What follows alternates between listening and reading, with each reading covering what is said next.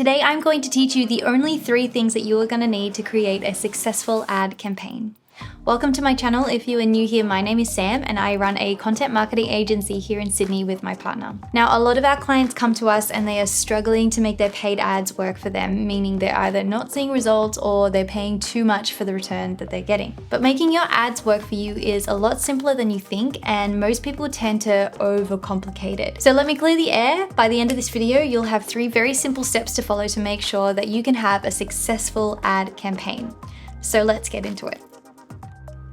The first thing that I always do is to get crystal clear on what we want to achieve. We then will have a better idea of how we can set up the campaign to do what we want it to do. For example, if you are a brand new business, nobody knows who you are, then you might want to start with an awareness campaign where you are trying to get as many people as possible to see your brand, know your name, and know what you do. Now, what most people want generally when they're setting up a paid ads campaign is they want sales or they want leads. They want money or information so that they can get money from people in the future. That's what business is all about.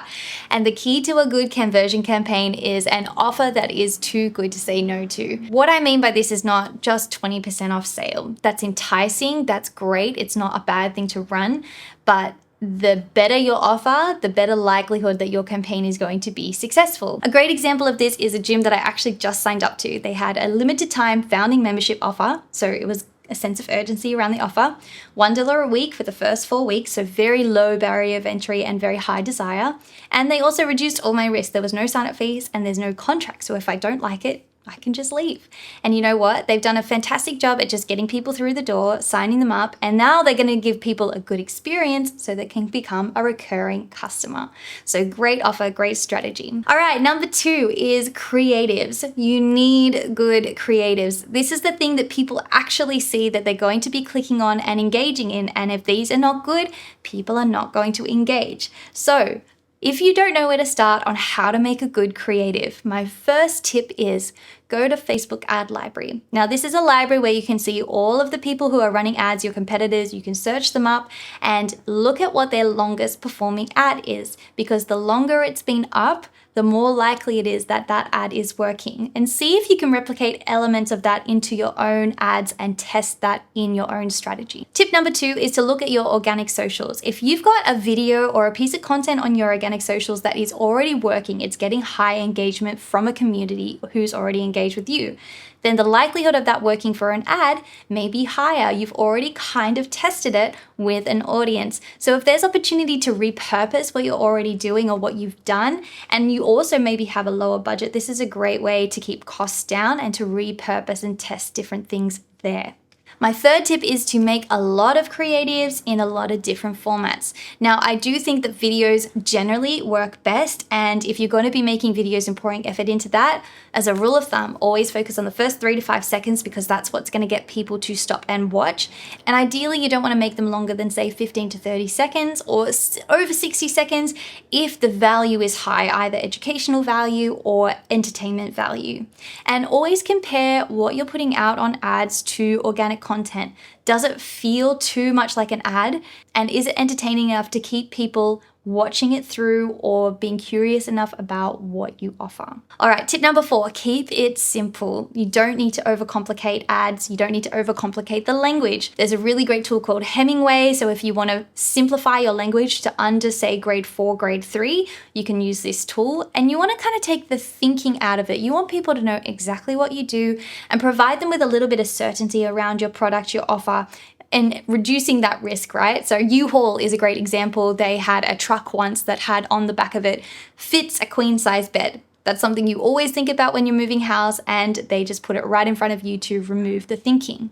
Now, with your creatives, if you launch something and it is not working, just kill it. Just remember, this is a long game, so don't think that your first ad is going to be your absolute best one. If it is, that's great. But expect there to be little to no return to begin with, because this is an investment into learning what works. And if you do make money on your first ad, that is a massive bonus, and props to you. Number 3, let's go into the final thing that you're going to follow is testing.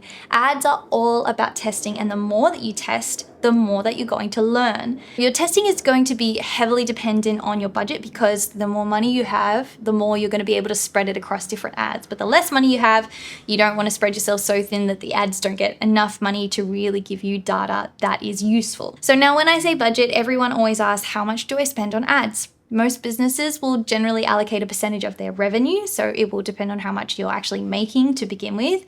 But to give you an idea of ad spend, budgets that are under around $3,000 a month are quite small, and anything under about $600 a month is a tiny budget. Does that mean that you can't run ads if you've just got a small budget? No, you can still run ads with a small budget, and it's actually not a bad thing to begin with as you get a few reps on the board and you learn how it all works. But a simple rule of thumb is to give your ads about $150 to $300 per ad. And that will give you enough data so that you can figure out maybe what's working. If you can afford to invest more, you can do that. Just remember to go in with an expectation that you're paying to learn first. All right, so what are you actually testing? There's a few different things that we're testing at different levels, and it will depend on really what your goal is. For example, if you wanted to test different offers, you would probably adjust things at a campaign level and run different offers with different creatives within them. And if you've got different objectives, say you wanted to run an awareness campaign and a conversion campaign all at once and see what happens, you can do those things at the campaign level. Now at the ad set level, what you're testing here is who you send your ad to and on what platforms. Now, this used to be very important kind of back in the day, but more recently, this has become less important to do manually because the AI learning of the platforms is getting better and better. However, there's still uses for strategic testing. For example, if you wanted to create 2 different ads, one for men, one for women, then you would maybe do 2 separate ad sets where you're targeting men in this one and women in this one, and you set up your ads that way to see who your product resonates more with.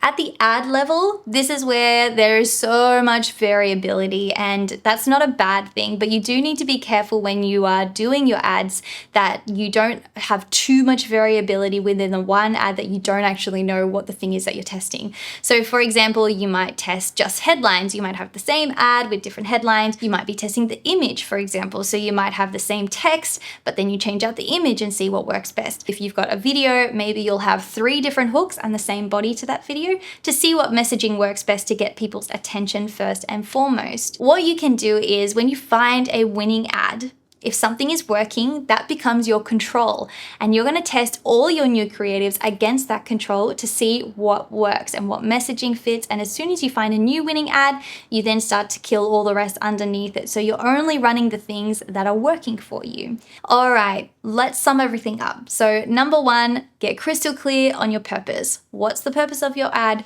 If it's awareness, you're just building a sense of curiosity, getting people to know who you are. But if it's a conversion campaign, the better your offer, the better the success you will get. Number 2, make great ads. You can get creative, but remember, you don't need to reinvent the wheel. Look at your competitors, see if you can replicate that to start with, and keep things simple. You just have to make sure that people know what you do, how you do it in a way that is going to engage them and get them to click through.